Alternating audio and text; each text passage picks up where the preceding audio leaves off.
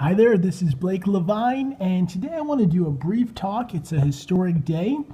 They just had the election with Donald Trump and Hillary Clinton.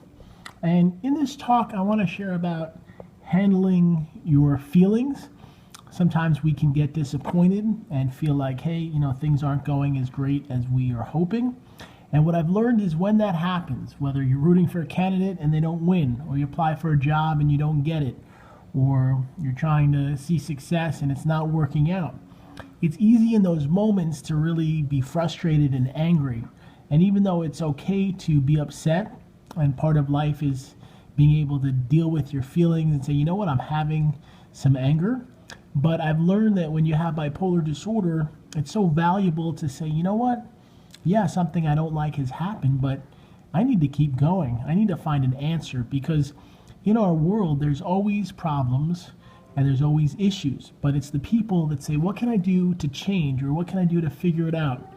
And I want to talk a little bit about addictions.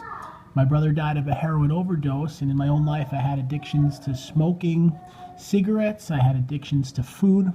And when you have an addiction, it's easy to say, well, everybody drinks or everybody smokes or everybody eats unhealthy foods. But the ones that end up doing well are the ones that say, you know what, maybe everybody else is doing it, but it's not for me today. It's not my choice. I know what I have to do. It may not be fun or easy, but I'm going to go on a path to making change.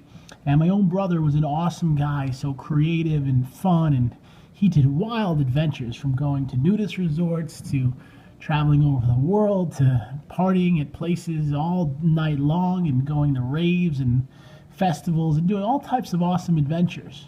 But the issue for him was when things got bad, he reached for first marijuana and then alcohol, then it progressed to Molly, and eventually opiates came into his life. And he secretly didn't tell me that he was addicted to opiates. He never told me that he was doing heroin.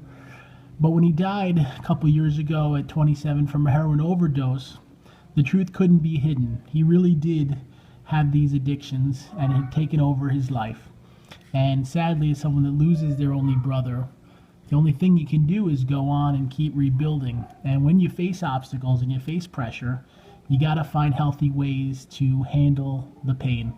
And it's not always easy or fun, but that's the truth. A couple things you can do if you're having a hard time, you're frustrated or upset.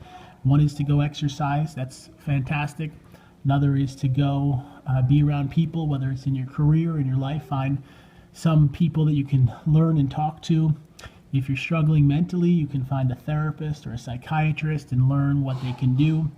If you are addicted, you can go to a rehab facility or find an Alcoholics Anonymous or Narcotics Anonymous meeting and do whatever you can to get back on a road to rebuilding.